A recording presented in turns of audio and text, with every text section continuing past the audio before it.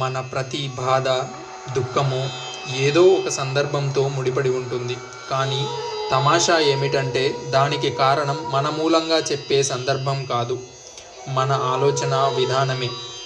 ఒక తల్లికి అంగవైకల్యంతో ఉన్న శిశువు జన్మించాడు. ఆ తల్లి చాలా బాధపడిపోయింది, దుఃఖపడిపోయింది, రోదించింది. ఆమె వేదనకు కారణం సందర్భం అని మనం అనుకుంటున్నాం. కానీ ఇంతలో తల్లి ఓ విషయం తెలుసుకుంది. అలా అంగవైకల్యంతో పుట్టింది కేవలం తన బిడ్డే కాదు, ఆ ఊళ్ళో జన్మించిన శిశువులందరూ అదే విధమైన అంగవైకల్యంతో ఉన్నారు. ఆ ఊళ్ళోనే కాదు, ఎల్లడలా జన్మించిన శిశువులందరూ అంగవైకల్యంతోనే ఉన్నారు. అప్పుడు అప్రయత్నంగా ఆమె బాధ తొలగిపోయింది, దుఃఖము తొలగిపోయింది. ఆమె మామూలు స్థితికి వచ్చేసింది. ఎందుకని? సందర్భం మారిపోయిందా? మారలేదు, అలాగే ఉంది. కానీ అందరూ తనలాంటి స్థితిలోనే ఉన్నారని తెలుసుకునేసరికి ఆమె భావన మారిపోయింది. సందర్భం అదే, అది మారలేదు, భావన మారింది. మారేసరికి అంతకు పూర్వం దుఃఖం కలిగించిన అంశం ఇప్పుడు మామూలుగా కనిపించింది. దుఃఖం అనేది అసంతృప్తి నుంచి వస్తుందని చాలాసార్లు చెప్పాను. అసంతృప్తి ఎందుకు కలుగుతుంది? ఇతరుల వనరులతో పోల్చుకోవడం వల్ల వస్తుంది. మన ఇల్లు చిన్నది, మనకి తెలిసిన వారిల్లు చాలా అధునాతనంగా, విలాసంగా ఉంటుంది. అసంతృప్తి.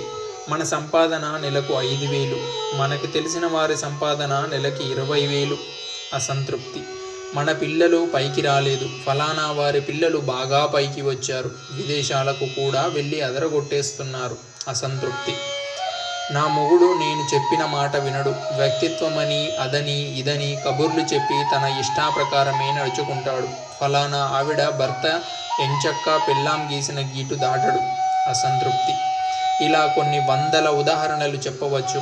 అలా కాకుండా అందరి సంపాదనలు ఒకేలా ఉండి, అందరి ఇల్లు ఒకే విధంగా అద్భుతంగా ఉండి, అందరి పిల్లలు బాగా పైకొచ్చేసి తల్లిదండ్రుల మాట జవదాటకుండా ఉండి, అందరికీ ఒకే విధమైన విలాసవంతమైన కార్లు ఉండి, అందరి స్త్రీల భర్తలు పెళ్ళాలు గీచిన గీటు దాటకుండా ఉండి, అందరి పురుషుల భార్యలు వాళ్ళ అడుగులకి మడుగులొత్తుతూ విధేయులై ఉండి సాగిపోతూ ఉంటే అసంతృప్తి అనేదే ఉండదు.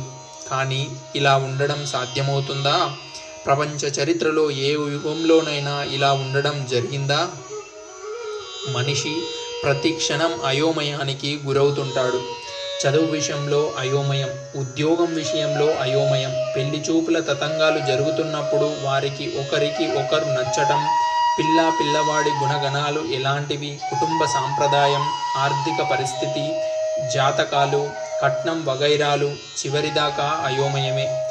ఏవన్నా వస్తువు కొనుక్కోవటానికి షాపుకెడితే సెలక్షన్లో అయోమయం.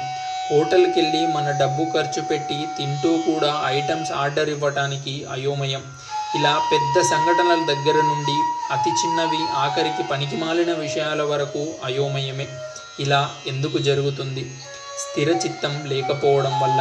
స్థిరచిత్తం ఎలా వస్తుంది? వయస్సు, జ్ఞానము పెరిగిన కొద్దీ మనిషి ఎదురుగా కనిపించే సౌందర్యాన్ని చూసి సంతోషించడం, లేకపోతే వాస్తవాన్ని సందర్శిస్తున్నప్పుడు మనసారా స్పందించడం పోయి వాటి వెనకాల ఉన్న అంశాల గురించి ఆలోచించటానికి అలవాటు పడిపోతాడు. అంటే అనవసరపు ప్రసంగంలా అనవసరపు ఆలోచనకు అలవాటు పడిపోతున్నాడన్నమాట. ఉదాహరణకు, ఓ తండ్రి కొడుకు కళాఖండమైన గొప్ప శిల్పాన్ని ఒక ఇంట్లోనో శిల్పకళా ప్రదర్శనశాలలోనో చూడటం తటస్థించింది. కొడుక్కి ఇంకా 3-4 ఏళ్ళు మించలేదు.